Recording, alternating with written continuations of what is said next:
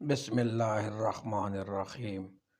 امام زین العابدین فرماتے ہیں، جب نوح علیہ السلام کشتی بنا رہے تھے تو ایک مومنہ بوڑھی عورت روز اللہ کے نبی کے پاس اپنی گٹھڑی لے کر آتی اور کہتی، اے اللہ کے نبی، کب کشتی روانہ ہوگی؟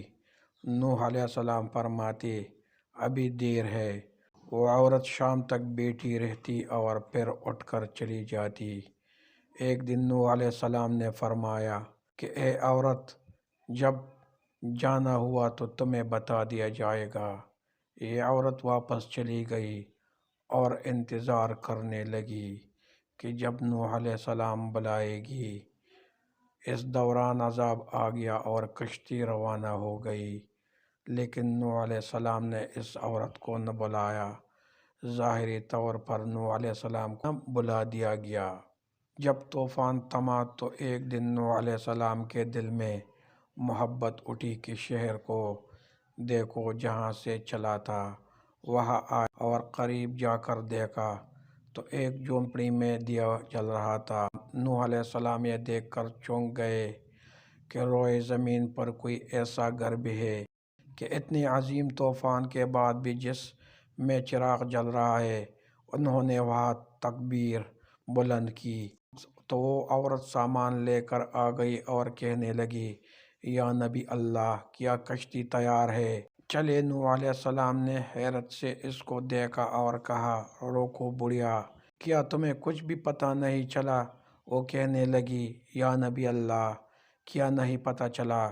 کہا، اتنا بڑا سیلاب آیا، بارش آئی، تمہیں کچھ بھی پتہ نہیں چلا؟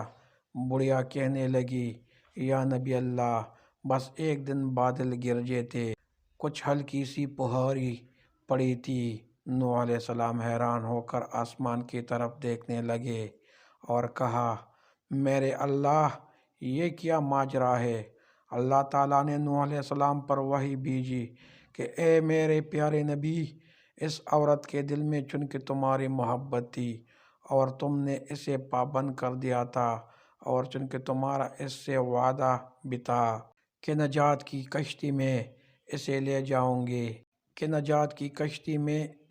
جاؤں گے، تب جب کہ تم نے اپنا وہ وعدہ پورا نہیں کیا۔ لیکن اے نوح علیہ السلام، میں تو تمہارے وعدے کا ذمہ دار تھا، اس لیے میں نے اس بوڑھیا تک عذاب پہنچانے ہی نہیں دیا۔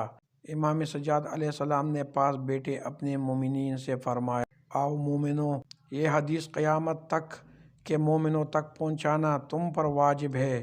انہیں بتا کہ جس نے ہم سے محبت کی، قیامت کا عذاب ضرور آئے گا، لیکن جیسے اس بوڑھیا کو پتہ نہیں چلا، ہمارے مومنوں کو بھی پتہ نہیں چلے گا کہ کب قیامت آئی اور کب چلی گئی۔